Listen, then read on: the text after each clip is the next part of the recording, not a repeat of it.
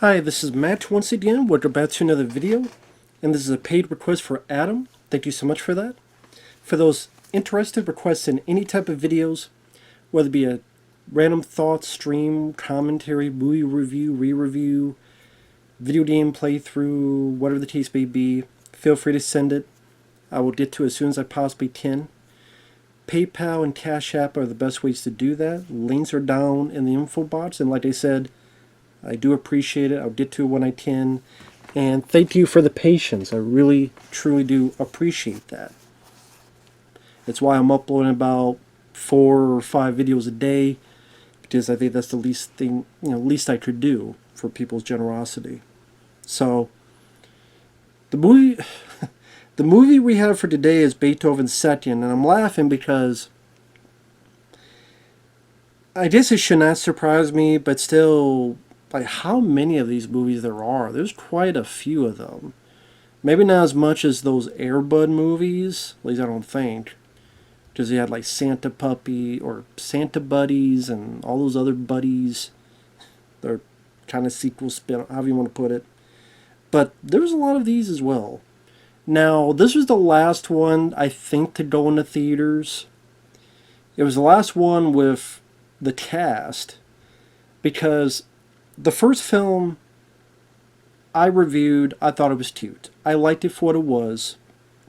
And it was a surprise hit. People, of course, they hope it's a hit, but they didn't think it'd be that big of a hit. So they got to a sequel here in 1993. And this film was successful as well.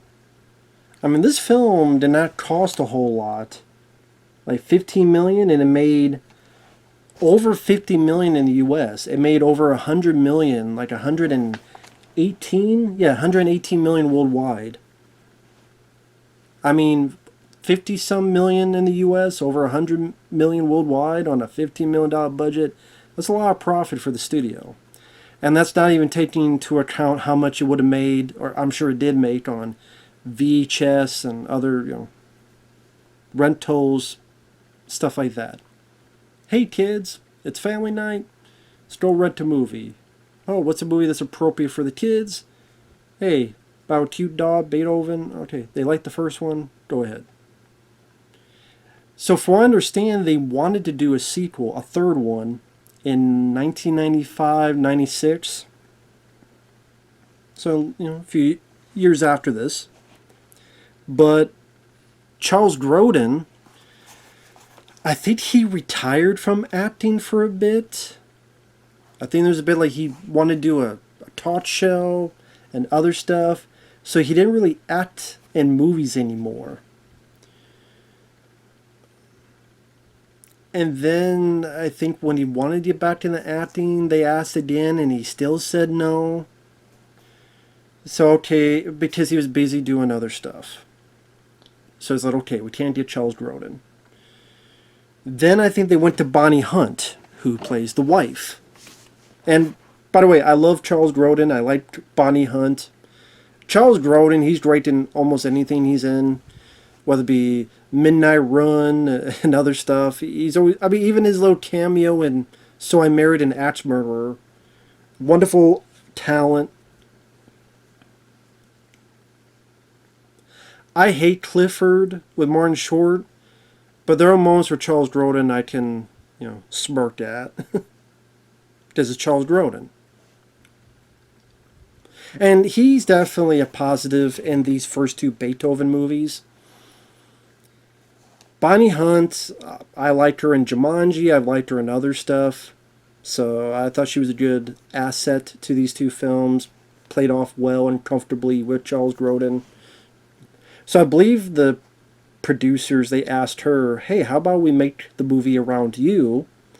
And they would say that Charles Grodin, his character, passed away or something. And one thing led to another. Bonnie Hunt, from what I understand, said, nah, don't really like that idea. The kids, I think one of them was willing to come back, but one went into a profession that wasn't acting, and I think one, I think the other two kids, I forget which ones, they're like, I don't really act anymore, or one of them, I'm going to work as a professor. Like, so since they could not get most of these folks back when they did the third one, I think that came out what 2000. It was the a different family. I think it was Charles Grodin, his brother, played by Judge Reinhold. And again, I never saw that or the ones afterward. I'm assuming that went straight to DVD, straight to video, as we called it back in the day, because they figure, well, it's been so many years, and you don't have, the regular family, so that, which I didn't understand. I mean, with that type of consistency, does make it comfortable with the audience because they've seen them before in another film, and they liked what they saw, or they liked it enough, so to see them carry on, at least there's a sense of, I don't want to say easiness, but some type of routine, like something that just makes you comfortable enough to give the film a chance, whether at the theater or whatever else.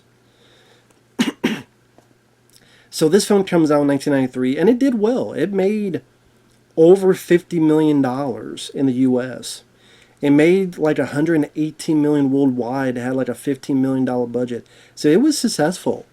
People were still willing to give this film a look. And like the film is still cute. Like Beethoven, the Saint Bernard himself, is still a cute. I mean, I'm not a dog person. I'm more of a cat person. I would say Saint Bernard's not my favorite type of dog, but I mean, with his mannerisms and the way that the trainer has the dog react to certain things, there's cute stuff to it. And the plot is very, very flimsy, I will say. I mean, say whatever you want about the plot in the first film. I think because that one, there's a kind of an origin, there's an arc, Charles Grodin to go from stern to eventually loving the dog, caring for the dog, risking his life for the dog, that type of stuff. So you have an actual arc, you have an actual way for the story to progress. Here,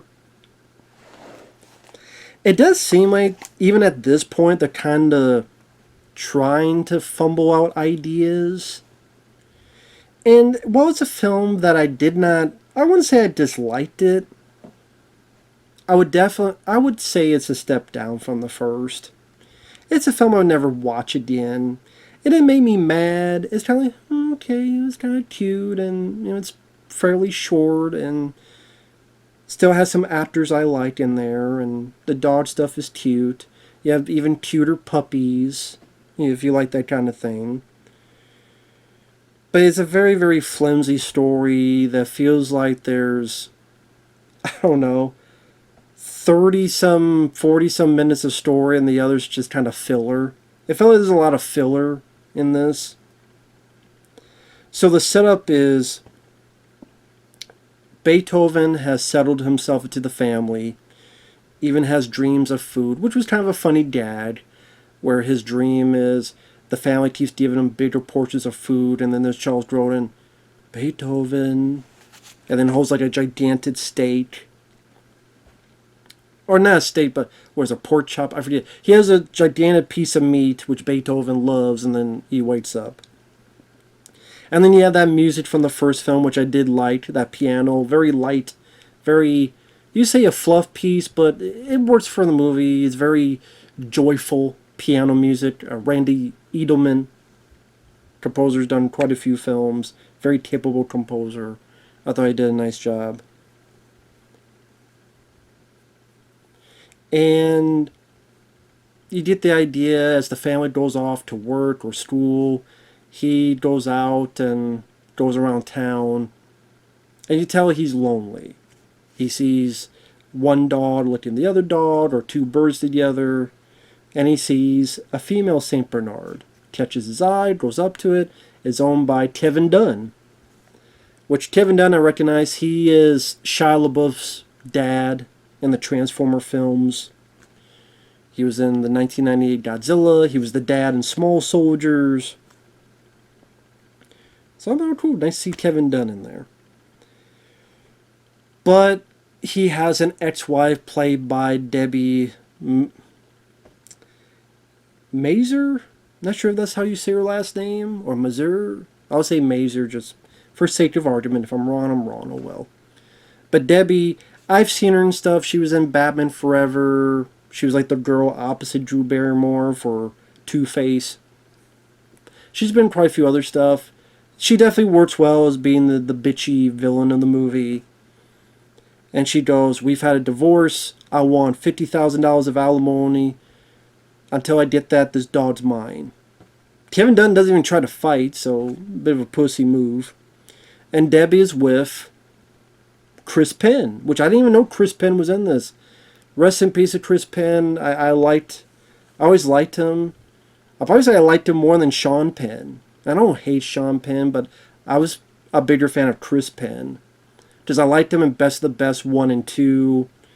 Even Rush Hour, where Chris Tucker's doing the deal with him. And, stop shooting, I got C4 in the trunk. And then when they go visit him at the jail, you could kiss my fat ass. Come on, take me all day to kiss your ass. Chris Penn, I mean, passed away way too soon, so it's nice to see him in here. I mean, he's pretty much playing a henchman, a thug, you know, the boyfriend, whatever you, of Debi, but still nice to see him in there. Beethoven follows, gets the female dog. I think it's Missy was her name. Helps her escape, and eventually, some of the kids, Charles Grodin's kids, they follow Beethoven, and they find this some time has passed, and they find puppies there. They find puppies, about 4 or so of them. 2 of the kids sneak them out. They sneak them to the basement of their place.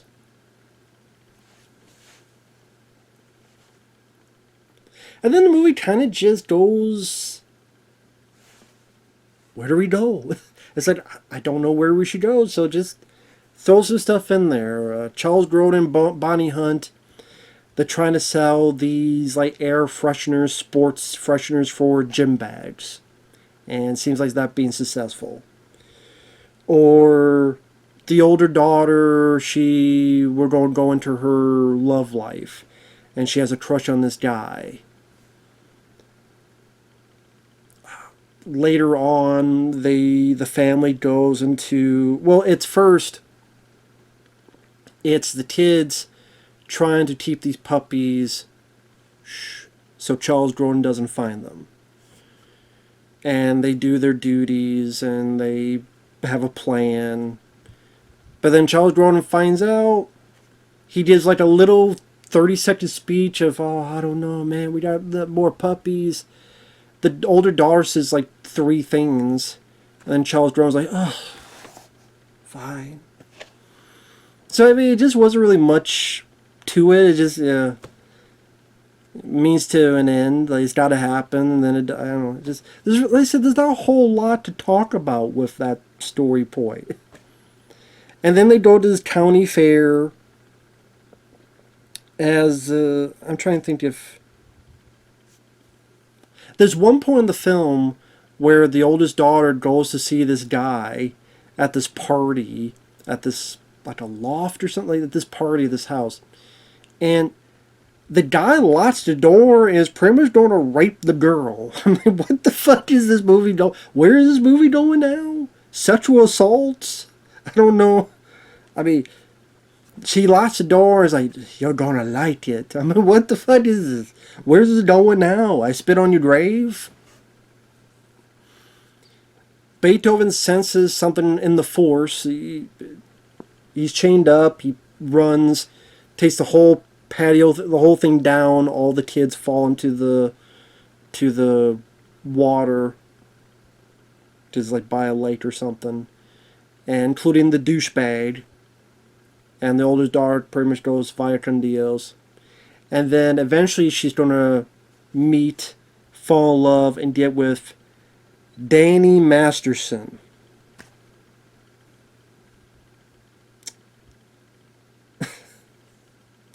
Now, it's not the movie's fault because the movie didn't know what kind of creepo Danny Masterson is.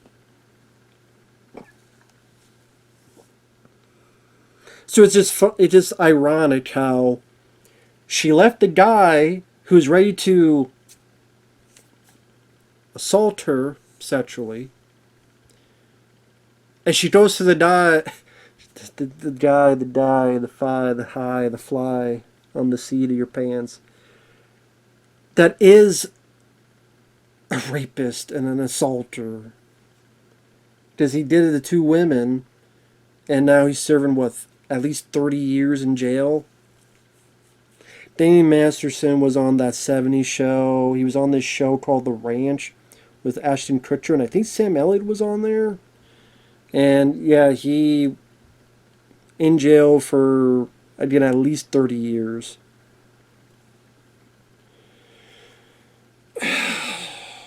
So it's a bit weird to see him in this. And like Charles Grodin being weary of this guy, I'm like, good instincts, Charles Grodin. Good instincts. You should be worried about this guy. Exactly. So, I mean, that's a bit, again, that's not the movie's fault. It's just one of those things that's just ironic.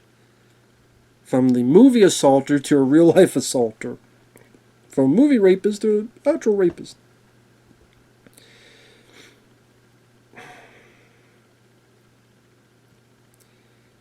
And then eventually they go to this county fair. And at the county fair, again, kind of random stuff. Like Charles Grodin and Beethoven get into this pet and owner burger binge. Where the dog and the owner are paired up with other dog and owners. You gotta eat all the burgers as fast as possible. Which they're able to do with the power of speeding up the film.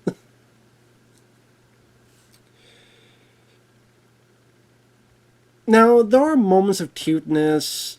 The puppies themselves. Charles Grodin dealing with the puppies. There's a bit where one of the puppies gets on a skateboard and Grodin's like, puppy! And then the puppy flies off and lands in this kind of like a basket of like grass. I think like someone's mowing the lawn or something. Like doing yard work. Something like that. So there's cute stuff like that, but I mean, I don't know, this is stuff that you either saw in the first film or other films, so it's nothing that makes it essential to see this film. Charles Grodin has his moments when the youngest daughter, she's got to create a distraction for the other kids to get the puppies in to the house in the first place. She asks Charles Grodin about the birds and the bees. Birds, not the beads, the bees, not bead. The birds and the bees. And just how awkward he is in explaining it, and him just trying to, for this little girl. That was kind of funny.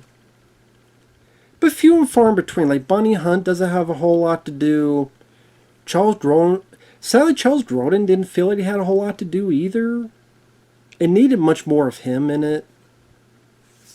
Because it's just either the newspaper kid hitting his cup of coffee and he's got to change clothes, or he's ready to catch it but hits the flower pot and gets dirt on him, or him finding out about the puppies, or the bit I talked about there that happens before that, or it's just kind of very middle of the road, if less so than that.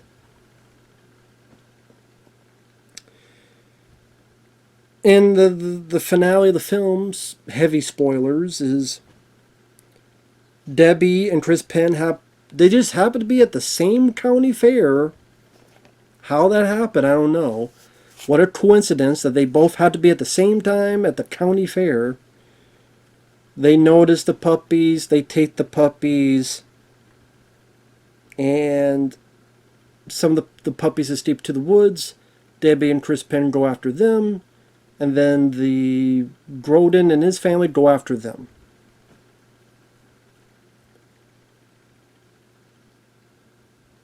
One thing leads to another. Chris and Debi, they go over this bridge. They fall through the bridge.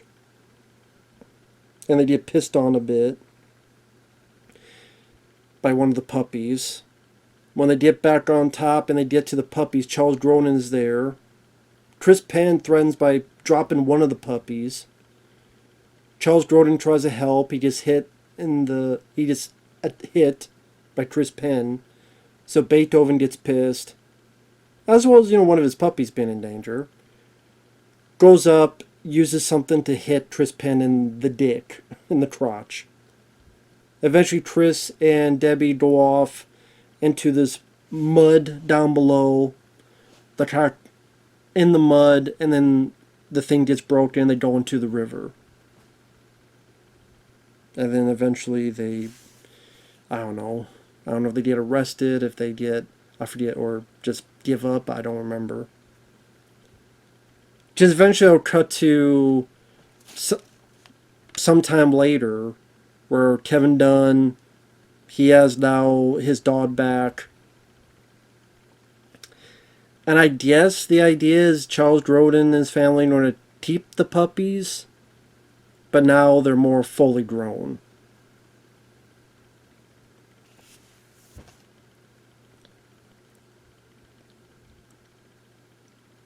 I'm pausing to think if I missed anything. No, that's pretty much it.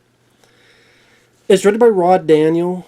He did the first Teen Wolf with Michael J. Fox.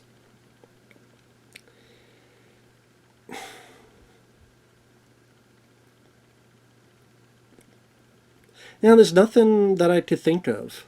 And sorry if my jaws were just damn sinuses working up because of the weather, so I apologize for that weird, like my jaw going, because damn sinuses, so I apologize.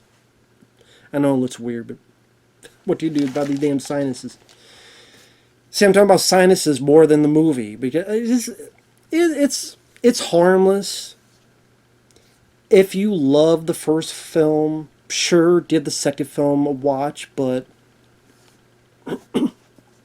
if you miss it, you're not missing anything. I'm sure it's miles better than the ones after this, because at least you have Bonnie Hunt in there somewhat. Yeah, you have Charles Grodin in there somewhat. Chris Penn is one of the villains. That's cool. The puppies are cute.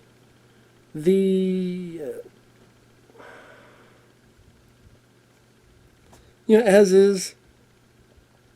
Like I said, it felt like they didn't really know where to go with the plot. Like, they had a plot with the dog, the female dog, and the puppies.